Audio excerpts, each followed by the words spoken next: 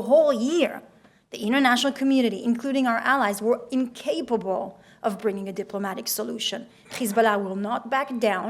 Hezbollah has tied itself with Hamas, with its objectives. And so we were left with no other option but to go into war in order to push them back, to dismantle as much as possible the capability of Hezbollah, and in order to bring back the safety and the security of our northern border. There is not an excuse for not implementing a ceasefire. Otherwise, Lebanon will fall apart. So let's put pressure on Israel in order to approve the proposal of ceasefire today. But I heard voices from the extremist ministers of the Israeli government willing to continue the fight. The country as a whole is paralyzed, and we wanted to finish this and to have a ceasefire. Hopefully by tonight we will have this ceasefire. There's two main goals. One, that they will not be able to accumulate more arsenal and go back to the military power and the military force that they held before. We are aiming to prevent that, to rebuild their strength. And the other one is to make sure that Hezbollah doesn't go south of the Litani River. The core issue is about enforcement, to make sure that this will not happen.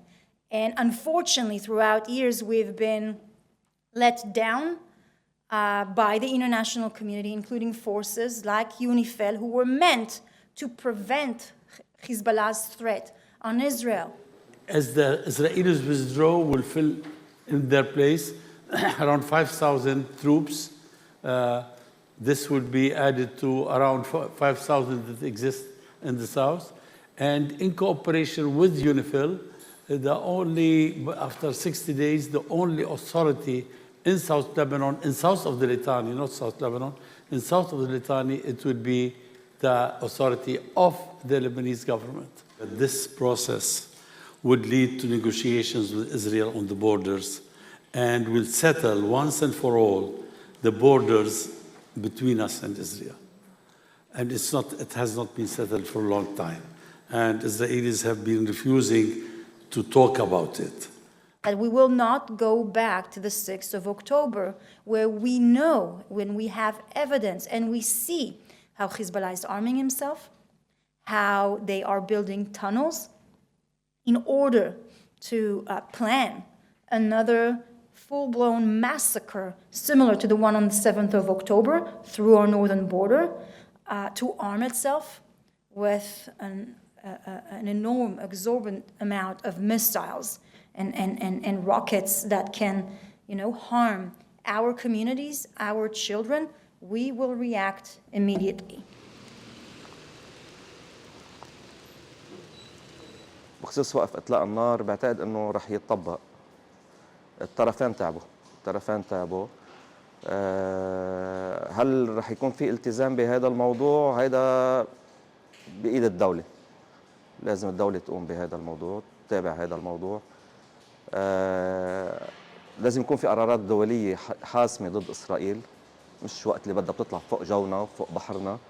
وإن شاء الله قريباً، بس إنه إذا صار وقف إطلاق نار، يعني ما تفكر العالم إنه والله دغري حنرجع على بيوتنا. في عنا هدنة 60 يوم. هيدي الهدنة مثل ما صار قبل، عملوا هدنة وكنا بعدنا فيها لهلا وقتها صارت الحرب. هيدا الهدنة ما فيها العالم دغري ترجع على بيوتها من وراء هيدا الشيء، لأنه الإسرائيلي غدار، ممكن بأي لحظة مثلا دغري يعمل غارات على جنوب، على بيروت، على أي مكان بلبنان. I hope it will be long-lasting agreement with long time of peace, like it was before, for 15 years or so, since 2006. In Israel, I never feel 100% safe because you never know what's going to happen, but I feel more safe than going there now, for sure. Now it's all going worse, so if will be some agreement, then one time they will shoot at us and then it will be war again and we will leave. So